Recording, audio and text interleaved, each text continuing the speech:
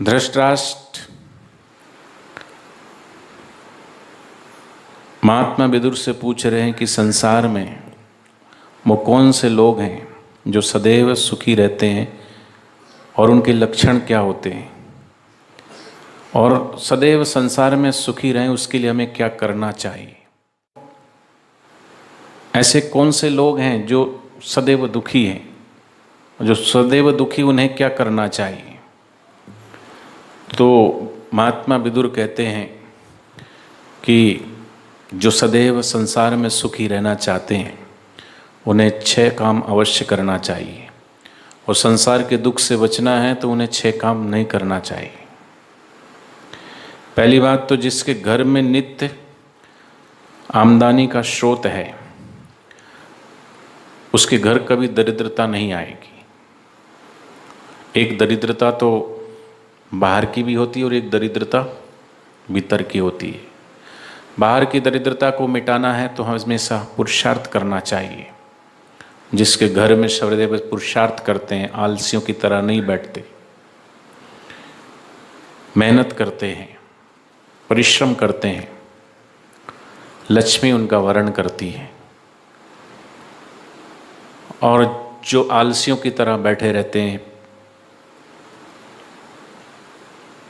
समुद्र मंथन के द्वारा लक्ष्मी का प्रागट्य हुआ।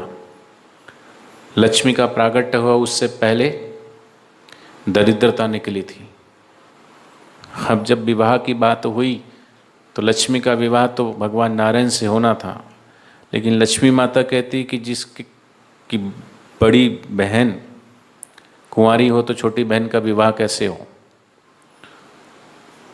तो भगवान नारायण दरिद्रता के लिए वर ढूंढने के लिए निकले, लेकिन वर मिले ही ना। दरिद्रता का वर्णन कौन करे। आप करना चाहोगे? आपके घर में दरिद्रता आए ऐसा आप चाहोगे? नहीं चाहते तो घर में क्या करें कि दरिद्रता का प्रवेश ना हो। तो कहते हैं कि दरिद्रता ना आए उसके लिए जिस घर में फटे पुराने बर्तन हैं, वस्त्र है, पुरानी रद्दी अखबारें पड़ी रहती है, कपड़े जो है मैले कुचेले इकट्ठे करते रहते। आजकल तो वॉशिंग मशीन आ गई है, सोमवार के, मंगल के, बुध के, गुरु के, शुक्र, रविवार को धोबी घाट। बर्तन जूठे पड़े हैं, रात को भी पड़े हैं, दिन को भी पड़े, मक्खियाँ भिनभिना रही हैं। पहले तो ऐसा होता था, सुबह जब नहा धो करके और गोबर का चौका नहीं लगता था रसोई में, कच्ची रसोई होती थी पहले, उसके बाद ही कुछ बनाते थे। आजकल कुछ नियम पालते ही नहीं। चलो पक्का मकान है, पक्का फर्श है, अगर आप गोबर का लीपण नहीं कर सकते तो गोझरण फिनाइल से पोछा लगा लो, साफ़ सफाई कर लो, ना धो के रसोई घर में प्रवेश करो। तो कुछ चीज़ें अगर नित्य नियम में हम घर में लेके आएंगे तो घर में संपन्नता रहेगी। और कई बार घर में पैसा बहुत कमाते फिर भी नहीं रुकता। उसका रीज़न ही यही है कि पैसा आता है और चला जाता है, ठहरता ही नहीं। आप चाहते हो कि घर में पैसा रुके और या घर में संपन्नता आए, उसके लिए पुरुषार्थ तो करें और करते भी हैं कई। लेकिन घर में, जिस घर में सास और बहू का झगड़ा होता है उस घर में लक्ष्मी नहीं रहती। जिस घर में बाप बेटे का झगड़ा होता है उस घर में लक्ष्मी नहीं होती। जहाँ बच्चे बड़ों का आदर करना भूल जाते उस घर में लक्ष्मी नहीं रहती, वहाँ फिर दरिद्रता आती है। जहाँ जिस घर में सुबह शाम संध्या वंदन नहीं होता, जोत बत्ती नहीं होती, वहाँ लक्ष्मी नहीं आती। तो ऐसे छोटी छोटी चीज़ें हैं। जाला हमेशा जब भी लगे शनिवार को हटा दो। जो भी दरवाजा उसमें कभी आवाज़ नहीं आना चाहिए। नाखून में दांत गंदे नहीं होना चाहिए। कपड़े साफ सुथरे होना चाहिए। घर में जैसा भी साफ सुथरा रखें। तो ये छोटी छोटी चीज़ें हैं। अमावस्या के दिन घर को अच्छे से धो धा करके और गोचंदन धूप बत्ती जलाएं, अथवा तो लोग गूगल धूप से थोड़ा हवन कर लें। दिन में एक बार सारी खिड़कियाँ विड़कियाँ खोल के सुबह अच्छे से घर को धूप धाप कर दे तो पॉजिटिव एनर्जी रहेगी, घर में नकारात्मक वातावरण चलता रहेगा। इतना इतना हम सब, या तो गृहस्थ में शांति के उपाय बापूजी के प्रवचन की कैसेट है, वो अवश्य सुने। तो जिसके घर में नित्य आमदनी का स्रोत है, दरिद्रता ना रहे, तो धनवान बनने के लिए 6 बातें। धनवान कौन है? राम जी धनवान है, कृष्ण जी धनवान है, कबीर जी धनवान, नानक जी धनवान, वो धनवान इसलिए क्योंकि गुरु वचनों में श्रद्धा है, प्रेम है, विश्वास है। धनवान तो ऐसा नहीं, कबीरा यह जग निर्धना धनवंता नहीं को, धनवंता तेहु जानिए जाको राम नाम धनो। तो हमारे जीवन में बाह्य संपदा तो आए, लेकिन भगवान के नाम की संपदा भी आए। तो यही कारण है कि मैं बता रहा था ना कि कईयों के जीवन में जब नाम सुमरण करते हैं तो बाहर की दरिद्रता भी भाग जाती है, और जहाँ दरिद्रता भाग गई वहाँ लक्ष्मी आ जाती थी। तो दरिद्रता के लिए भगवान ने वर ढूंढा, उद्दालक ऋषि। उद्दालक ऋषि जब उसको पानी ग्रहण करके लेके आए आश्रम में, तो वो आश्रम में ना घुसे। बोले मुझे यहाँ बड़ी पीड़ा हो रही है। बोले क्यों? बोले यहाँ तो पीपल के पेड़ लगे हैं, तुलसी के पौधे लगे हैं, गोबर का लीपण हुआ है, साफ सुथरी जगह, यहाँ मेरा स्थान हो ही नहीं सकता। तो बोले कहाँ रहती है तुम? बोले बताया उन्होंने, जहाँ मक्खियाँ भिन भिनाती हैं, लड़ाई झगड़े होते रहते हैं, पुराने मैले कुचेले बर्तन पड़े हैं, कपड़े पड़े हैं, ऐसी जगह पे। तो जिस घर में साफ सफाई रहती है लक्ष्मी वहाँ वास करती है।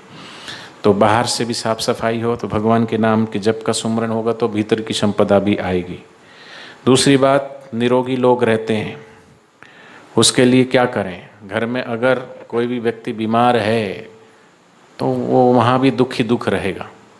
जहाँ सुमति तहाँ संपत्ति ना, जहाँ कुमति तहाँ दुख निदाना। तो घर में सुमति आए उसके लिए सत्संग सुने, सभी सत्संग का आदर करें, गुरु वचनों का आदर करें। सजाती विचार रहेंगे नहीं, सत्संग सुनेंगे तो सत्संग से सजाती विचार होते हैं। अब हम सब आपस में साधक गुरु भाई बहन मिलते, सबके सजाती विचार है गुरु के वचनों को, गुरु के सिद्धांत पे, गुरु के वचनों का आदर करने वाले। तो आप सबके आपस में जितनी पटती, बाहर आपका ही रिश्तेदार हो उससे आपकी नहीं पटती, उसके आपसे विचार नहीं मिलते। जितना आपस में आप गुरु भाई बहन आपस में साधक भाई बहन मिलते हैं, खुशी होती, उतने तुम्हारे परिवार के दूर के रिश्तेदार आते हैं, वो उससे उतनी प्रसन्नता नहीं होती। जो खाने पीने वाले हैं, अंडे खाते हैं, मांस खाते हैं, मछली खाते, दारू पीते, ऐसे लोगों से तुमको घृणा होती नहीं होती?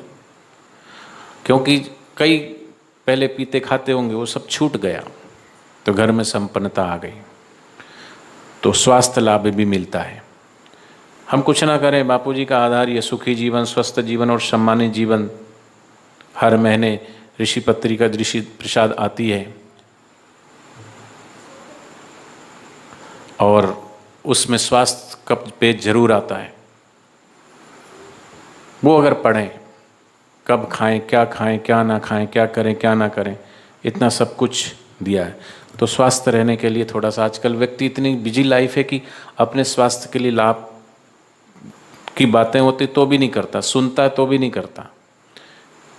आश्रम से नित्य रोज एक मैसेज आता है स्वास्थ्य का, तो भी पढ़ लेते, देख लेते, लेकिन आलसी है कि करते नहीं। तो करना चाहिए।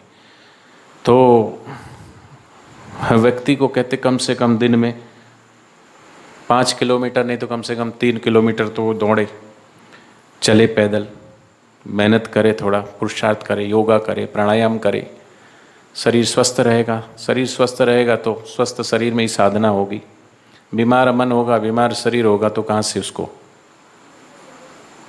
तो कई पड़े हैं आलसी, खाते रहते हैं और सोते रहते हैं, खाते रहते हैं और सोते रहते हैं, कुंभकर्ण की नाई।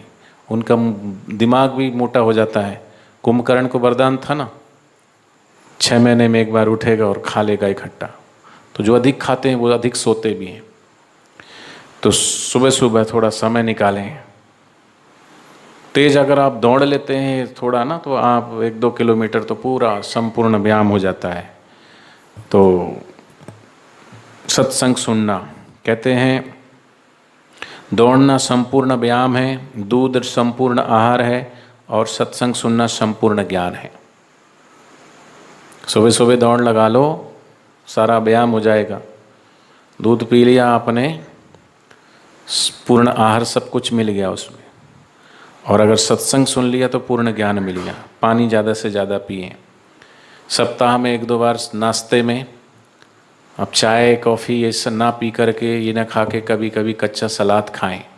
ककड़ी, खीरा, ये सीजनेबल जो चीज़ें होती है, अभी खरबूजा है, तरबूजे का सीजन है। आम आते मसाले में पका करके आम को नहीं खाना चाहिए। आम को रखें तो पानी में भिगो के रखें फिर खाएं। सप्ताह में 1 आध बार कभी पपीता खाएं।